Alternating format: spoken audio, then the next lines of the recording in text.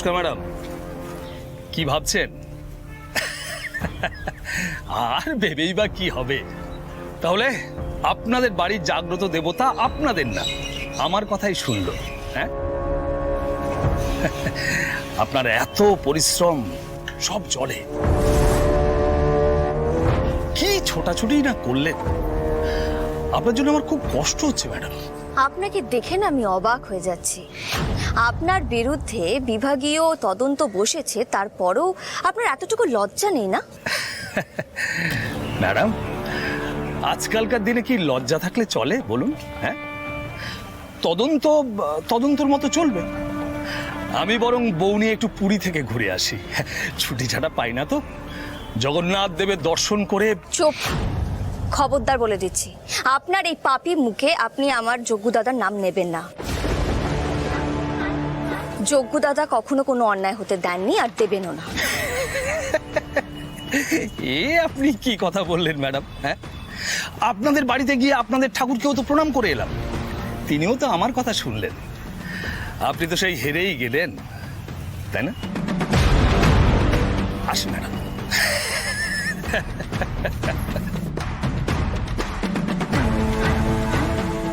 নির্লজ্জ লোক একটা।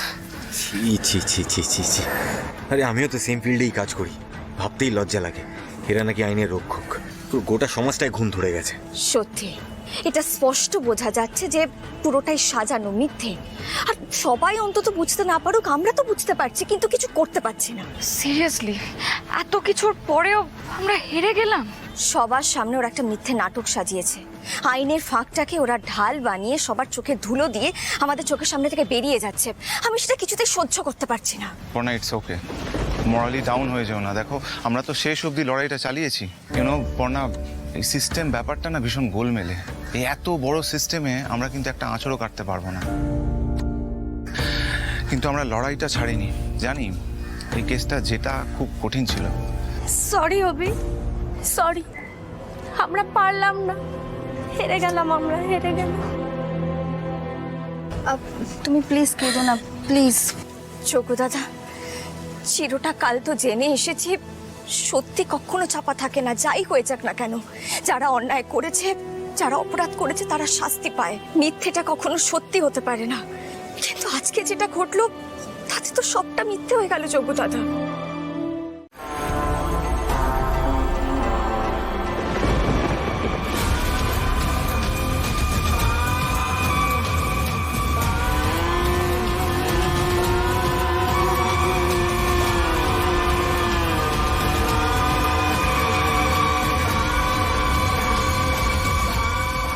কি পড়না, জেতার অভ্যেসটা নিশ্চয়ই এবার চলে গেছে।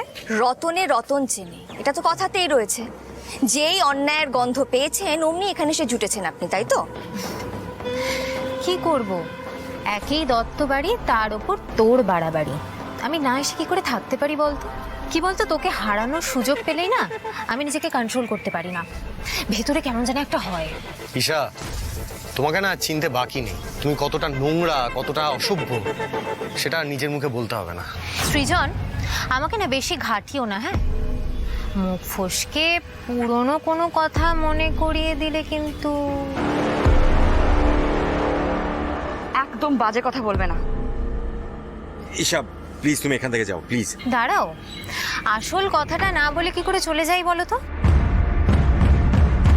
পর্ণা, তোকে তো মনে রাখতে হবে যে আমি কে। আমি হলাম ঈশা হালদার, সুকুমার হালদারের বউ। তোর মতন পাতি সাংবাদিক নই। কেন যে নিজের ক্ষমতা না বুঝে লড়তে যাস কে জানে। খুব নাম কুড়িয়েছিলিস না পাবলিকের কাছে, আহারে সব বৃথা গেল। আপনারা জেতার নেশায় মশগুল থাকুন, আমি কিন্তু এত সহজে হাল ছাড়বো না। যার জন্য আমাদের বাড়ির ছেলেটার এরকম একটা দুর্ঘটনা ঘটলো, অভিজিতের মতন একটা নিষ্পাপ ছেলেকে নিজের জীবন দিতে হলো, তাকে তো আমি শাস্তি পাওয়াবই। এত সহজে আমি ময়দান ছেড়ে এক পাও নড়ব না। তাই এই রায় আমরা মানছি না।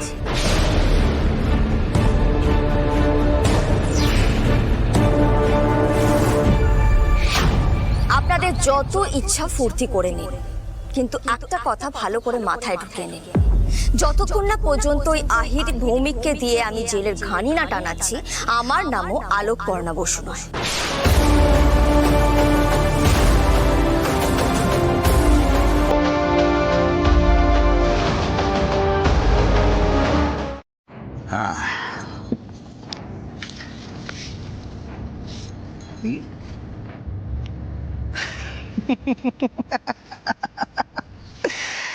নিম্ন আদালতে বেকসুর খালাস পেল আহির ভৌমিক, সাজা পেল ড্রাইভার, অ্যাজ এক্সপেক্টেড। এটাই তো হওয়া ছিল মম। আচ্ছা, ওই কি যেন নাম ওই জার্নালিস্টটার?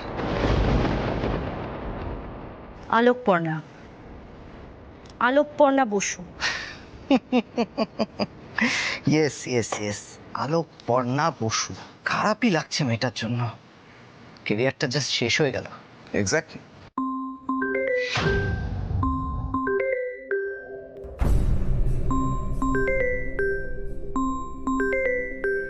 ঈশা নিশ্চয়ই পার্টি অর্গানাইজ করতে বলবে। হ্যাঁ, হ্যালো ম্যাডাম, কি খবর? হোয়াট? কি হয়েছে ড্যাড? টিভিটা চালা। এই মুহূর্তে সব থেকে বড় খবর হলো, শেষ হয়ে হইল না শেষ। অ্যাক্সিডেন্ট কাণ্ড 2A/34 এর ক্ষেত্রেও একই কথা আমরা বলতে পারি। আপনারা জানেন দর্শক বন্ধুরা, লোয়ার কোর্টের ভার্ডিক্ট অনুযায়ী আকাশদীপ ভৌমিকের ড্রাইভার গুরুপদ সাহাকে দোষী সাব্যস্ত করা হয়েছে এবং আকাশদীপ ভৌমিকের সুপুত্র আহির ভৌমিককে বেকসুর খালাস করা হয়েছে। কিন্তু এখানে একটা টুইস্ট আছে। লোয়ার কোর্টের ভার্ডিক্টকে চ্যালেঞ্জ জানিয়ে আকাশদীপ ভৌমিকের ছেলে আহির ভৌমিকের বিরুদ্ধে হাইকোর্টে PIL ফাইল করেছেন ধানসিঁড়ি রায়চৌধুরী। আচ্ছা ড্যাড, এই ধানসিঁড়ি রায়চৌধুরীটাকে? আমরা সরাসরি হাইকোর্টের বাইরে থেকে ধানসিঁড়ি আর আলোকপর্ণার বক্তব্য শুনে নেব। নিম্ন আদালতে আহির ভৌমিক নির্দোষ প্রমাণ হওয়ার পরেও আবার কেন PIL করলেন আপনারা? লোয়ার কোর্টের রায় আমাদের কাছে সন্তোষজনক মনে হচ্ছে না। এই কেসটার মধ্যে প্রবল গন্ডগোল রয়েছে।